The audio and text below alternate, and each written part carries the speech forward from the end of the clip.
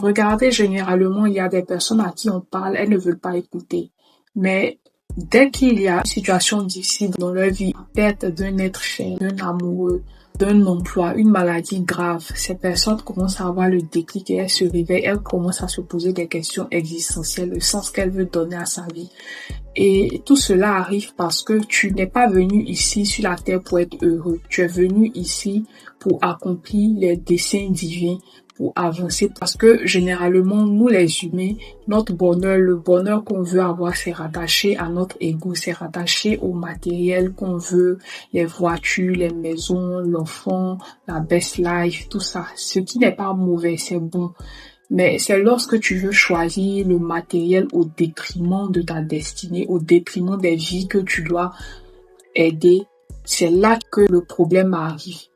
La joie, le bonheur de l'ego est temporaire, alors que le bonheur de ta destinée, le bonheur de ton âme, le bonheur que Dieu a placé pour ton âme, pour ta destinée est éternel.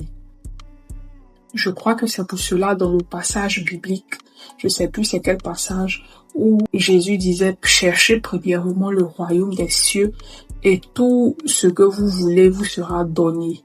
Ça dit que la première des choses qu'il faut chercher le royaume des cieux, ça dit qu'il faut chercher à faire la volonté de Dieu. Il faut chercher à réaliser ta destinée, à entrer en pleinement dans ta destinée et tout ce que tu veux, les voitures, les maisons, les voyages, toutes ces choses-là te seront données en fait, par-dessus tout. Mais quand tu cours après le matériel qui est éphémère, quand tu cours après les plaisirs de la vie qui est éphémère, tu auras une sensation momentanée, une joie momentanée qui va passer. Il y avait une marque de produits cosmétiques que je voulais forcément acquérir et j'étais en train de voir